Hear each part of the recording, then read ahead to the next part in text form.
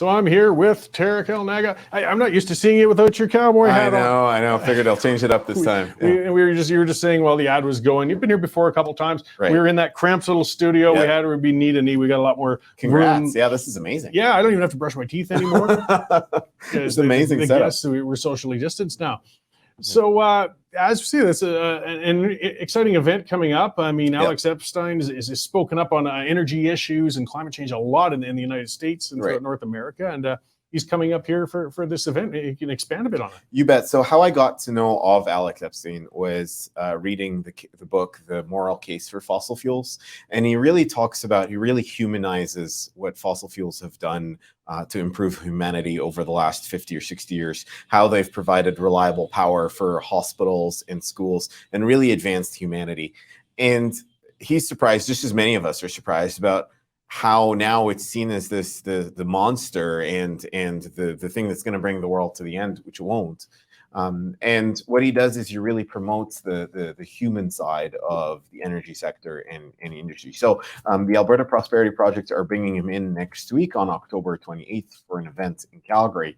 And I think it would be a lot of fun to come and actually not just come and see him speak, but also the networking that'll come with interacting with like-minded Albertans that are, again, the energy sector has provided so much prosperity for them, built schools, built hospitals, provided for their families, and they just want to stand up for that industry.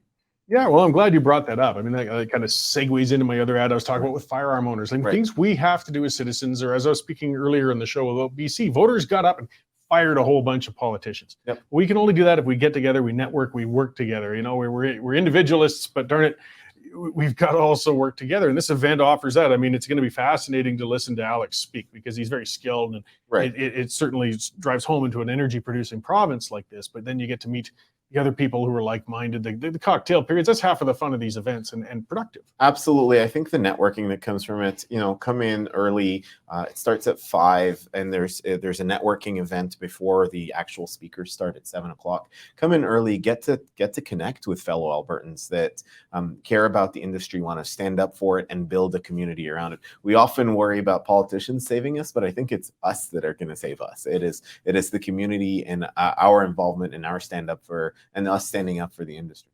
Well, that's it. I mean, politicians respond to us. Right.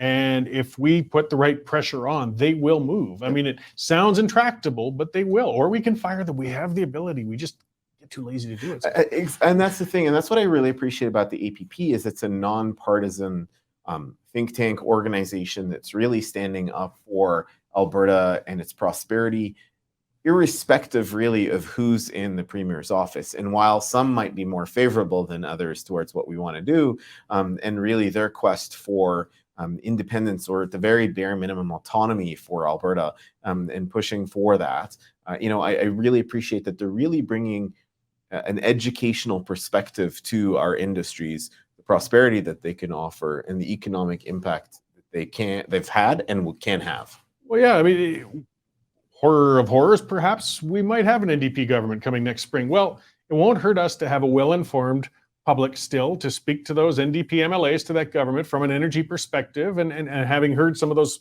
excellent points that Epstein makes on why it's so important to stand up for this industry, how many benefits we all see from it. It's a similar outlook. So many people get frustrated, like this has done so much good for humanity, and here we are slagging it. What's interesting, Corey, is I got asked about 2 weeks ago, as many people know, I'm born and raised in Dubai. And when people look at pictures of Dubai, they look, oh, that's exciting, the Lamborghinis, the wealth, the tall buildings. Well, where did that come from? It came from oil. So why is it acceptable to be exciting and fun and prosperous for Dubai, but for us in our Canadian oil, we look at it and they say, no, it's dirty, we don't want it, leave it in the ground, we don't want the prosperity that comes with it.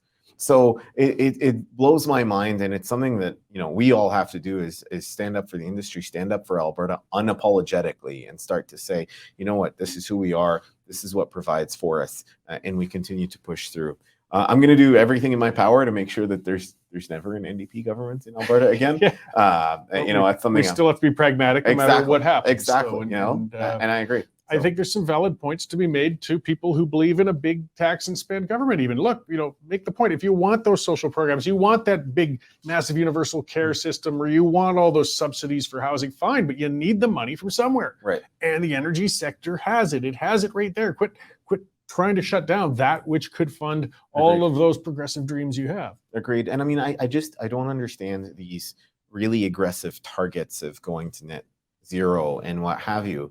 And then thinking, well, what's the alternative? How are you going to power critical services like hospitals, like schools, like airports, etc., without reliable sources of power? It's just not possible. Well, and I'll digress a bit to talk a little more about the Alberta Prosperity Project too, because I mean, we just heard recently from Prime Minister Clown Shoes there, and I mean, I can editorialize, this is my job, but he's saying, oh no, we've set the goals now, we're definitely going to hit that target. Definitely going to hit it this time. Not a single government has ever hit their emissions targets yet in Canadian history, ever. Never even close. Right. The thing that scares me isn't that he's wrong, it's that he might be telling the truth, thinking he can, because the only way he could possibly meet those targets would take an incredible assault against the West and energy producing industries. And that is distressing. We better get ready to fight back, because this is an ideologically driven man, not a logically driven man. I completely agree. It blows my mind. We're almost regressing in the West in terms of our economy and our economic development and our industrial development. That's got to stop. The pendulum's going to swing, because how far does it go back until we are living the agenda and we are living in small boxes, and we are, so, it's an attack on our lifestyle. It's an attack on our way of life. And, going back to, what you're talking about, I love that there's now movements within Alberta, including the Alberta Prosperity Project, that are really bringing that respect back and bringing that education back about who we are and what we want to do.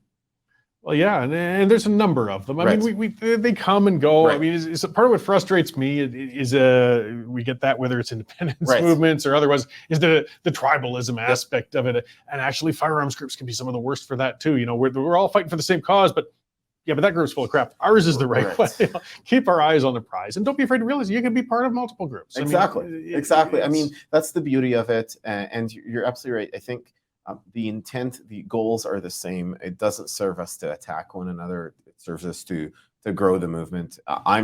As you know, I live, breathe, and die everything Alberta. So that's what I'd love to see is that prosperity come back to the province, a province that's unbridled in terms of developing its resources, oil or otherwise, right? There's an attack on agriculture to our other big industry here in Alberta. So I would say that's enough. And, answering back your question about emissions targets, I look at Albertans and they're inherently environmentally responsible. They're conservationists. They're folks that recycle. They're folks that don't idle their cars. Albertans are inherently stewards of the land, and they're inherently environmentalists. What we're now doing is taking it far to the extreme where, hey, it's minus 5,000 for 6 months of the year here. What do you expect, right? What do you expect us to do, or how do we live? So those are the things, and I really think that environmental growth will come out of technology and innovation, not out of taxation and government mandates and emission regulations. Well, and that mischaracterization of people in the energy sector as being some sort of rape and pillage ogres who just want to tear things up. Like, I spent 20 years in the field as a surveyor. It wasn't because I liked freezing my knackers off or sweating on the Texas Gulf or things like that. It's because I loved working outside. I loved seeing the wildlife.